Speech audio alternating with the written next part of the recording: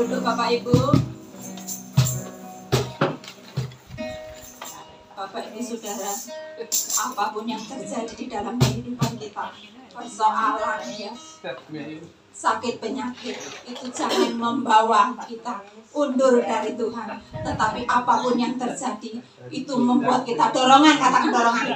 Dorongan, semangat untuk engkau dan saya. Semakin cinta Yesus. Amin. Tambah hari tambah cinta Yesus. Amin. Tambah hari tambah cinta Yesus. Kita naikkan sama-sama.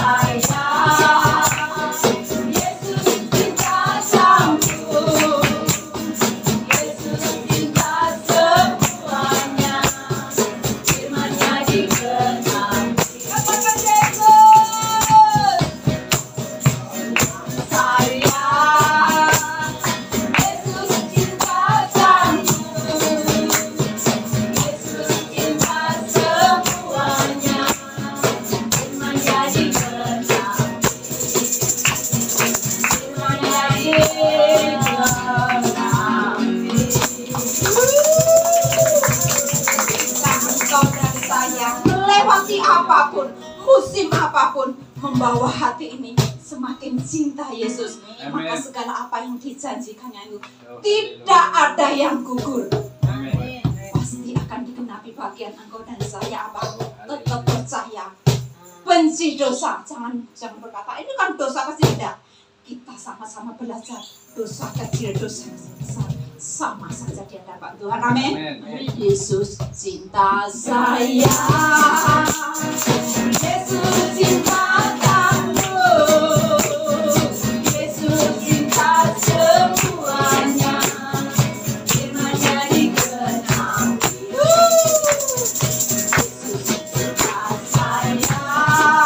Yesus cinta kamu. Yesus cinta semuanya. Firman-Nya digenapi. Sekali lagi katakan Yesus.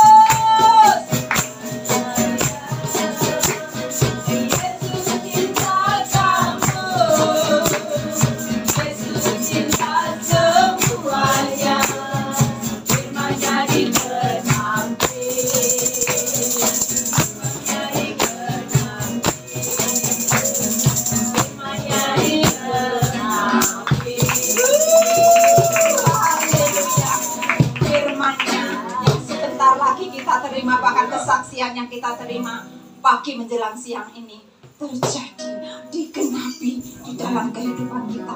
Seluruh benih firman itu memerdekakan setiap kehidupan kita. Amin. Masih siap untuk siap sampai sore. Tetapi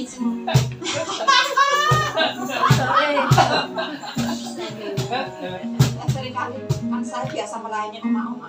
Ora apa-apa Bu Ana terus. Nah kono ora apa-apa longgo nanggen.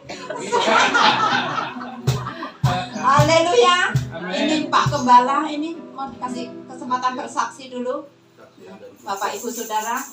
Ini habis khotbah katanya Pak. Habis khotbah. Gimana? Kesaksian dulu. Bu Linsa bisa kesaksian dulu? Mari Bapak Ibu kita persiapkan nanti kita untuk menerima kesaksian dari saudara kita terkasih yaitu Bu Linsa. Ini jauh-jauh dari sana dari Jakarta. Oh, haleluya. Pengen menyaksikan. Amin. Silakan silakan kesaksiannya memberikan. Mari silakan Ibu Linsa.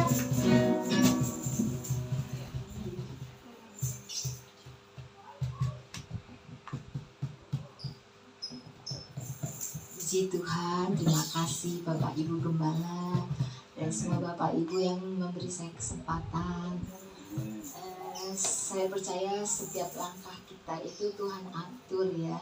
Kan ada lagunya, setiap langkahku diatur oleh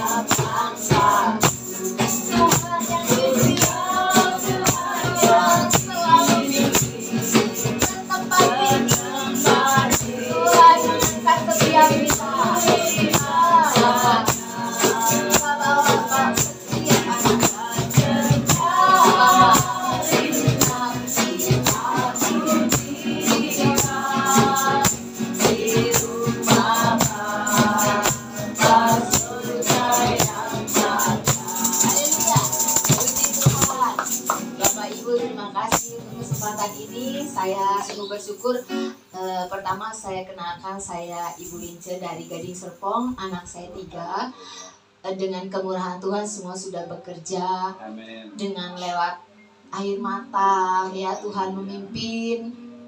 Dengan ya kemurahan Tuhan ada jalannya Bapak Ibu sama saya lewati juga. Ya ada sukacita tapi juga ada tangisan, tapi semua itu indah pada waktunya. Karena firman Tuhan tetap bilang semua indah pada waktunya. Jadi kita nggak bisa tergesa-gesa itu. Firman Tuhan juga bilang orang yang tergesa-gesa akan salah langkah, ya salah keputusan, dan itu bayar harganya mahal. Jadi biar pagi hari ini setiap kita disegarkan lagi ya, diingatkan lewat pujian penyembahan Tuhan bertahta, lewat persekutuan kita Tuhan hadir ya, 2-3 orang berkumpul Tuhan hadir, dan terutama setiap kita yang menjerit Tuhan aku pengen ketemu Tuhan.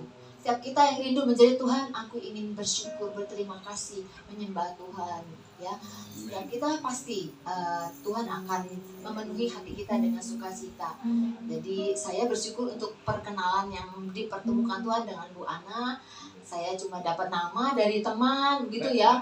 Kan koneksi kita, saya berdoa Tuhan berikan teman-teman yang takut akan Tuhan. Ya, berikan Tuhan teman-teman jalan-jalan saya bisa, kerinduan saya ini datang ke gereja kecil yang di ujung gitu, tapi saya kan nggak tahu gitu kemana gitu ya. Terus saya dikenalkan nama Bu Ana. Ya udah kita hanya sekali-kali aja chat gitu ya. Sekali kadang saya lama jawab, kadang Bu Ana lama jawab. Tapi saya karena diundang, oke, sudah sekali waktu saya kan datang, saya bilang gitu. Jadi karena bukan saya yang janji, Tuhan yang janji. Jadi Tuhan mempertemukan kita. Jadi kita sudah berdoa sama-sama. Kita udah memecahkan roti ya, kita sama-sama gitu di hadirat Tuhan, menikmati firman Tuhan. Jadi saya bersyukur, terima kasih bisa bersaksi di tempat ini. Saya cuma mau sampaikan Bapak Ibu ya, di gereja besar di tempat kita di kota itu kebanyakan udah kehilangan cinta sama Tuhan, kehilangan mengandalkan Tuhan. Mereka mengandalkan fasilitas, ya, mengandalkan karunia, mengandalkan orang kaya. Jadi kalau mau apa-apa bilang pikirnya Bapak itu bisa ngasih, pasti dia murah hati, dia kan orang yang gini-gini. Jadi itu udah bukan hanya sekali dua kali, tapi sudah menjadi kebiasaan. Jadi hal itu yang tidak berkenan di hadapan Tuhan. Tapi Tuhan itu menghendaki justru menyukai di mana ada kekurangan, itu hati menjerit ke Tuhan. Sama kok, saya juga begitu ya. Ketika saya diperhadapkan Tuhan keadaan kekurangan gitu, Tuhan memeriksa hati saya, apakah saya mengandalkan manusia, mengandalkan suami, apakah saya mengandalkan anak, ataukah mengandalkan Tuhan. Jadi Tuhan periksa, sekalipun Tuhan tuh pakai orang kaya, donatur, pakai suami, pakai anak, pakai istri, tapi yang menjadi hati kita tuh duluan itu secepatnya 1 detik itu ke Tuhan atau ke manusia. Itu yang dikembalikan kepada kita masing-masing. Sebagai istri saya juga memeriksa diri supaya tidak menuntut suami gitu ya, tidak menjadi perongrong tapi jadi penolong. Terus sebagai ibu juga tidak menjadi penghambat dan menuntut anak udah digedein harus gini gitu. Tidak, tetapnya suami dia itu anak kita. Sampai kapanpun kita memiliki kewajiban untuk menopang dia. Menopang dia udah bagus, dia tidak membebani, tapi dia punya tanggung jawab lagi yang lebih besar untuk keluarganya. Karena kalau anak-anak kita membina rumah tangga yang baik, yang berkenan, yang kudus, yang sukses, itu juga buah daripada kita semua. Ya, sebagai ibu, sebagai oma, ya. Karena itulah generasi.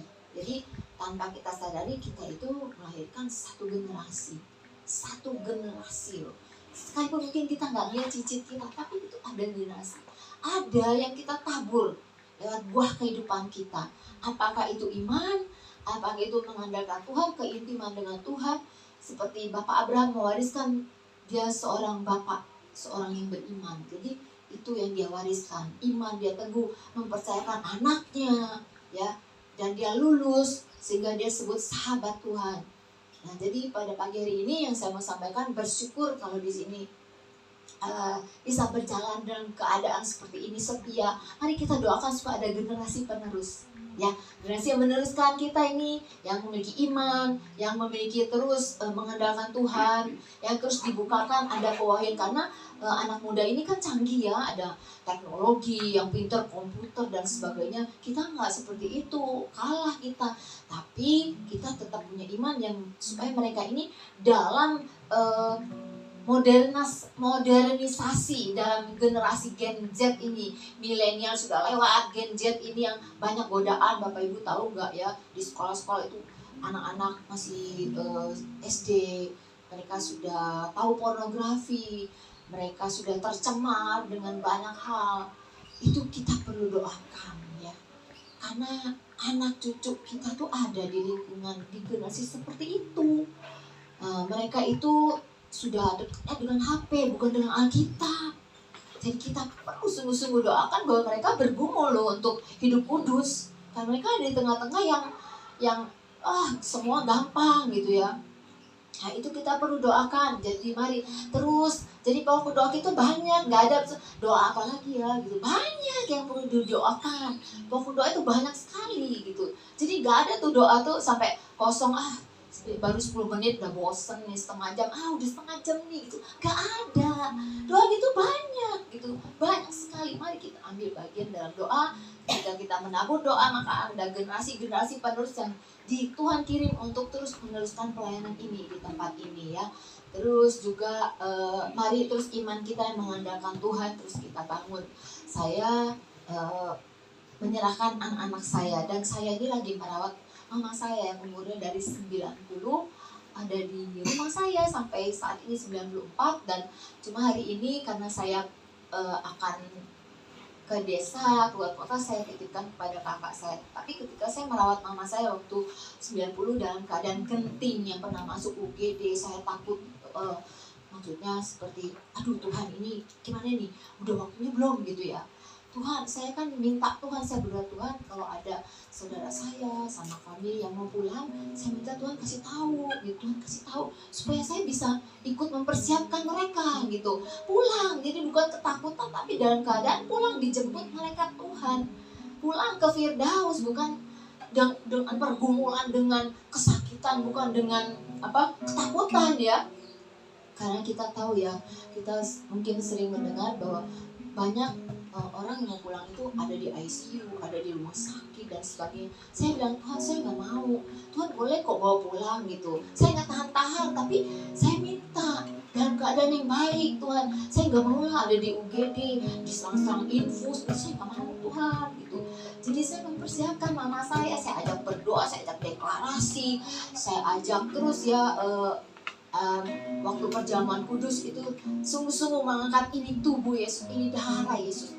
Dan hasilnya ketika mama saya masuk UGD ya, keadaan sepertinya kritis gitu, dia udah setengah pikun, takut tapi nggak berani ngomong gitu.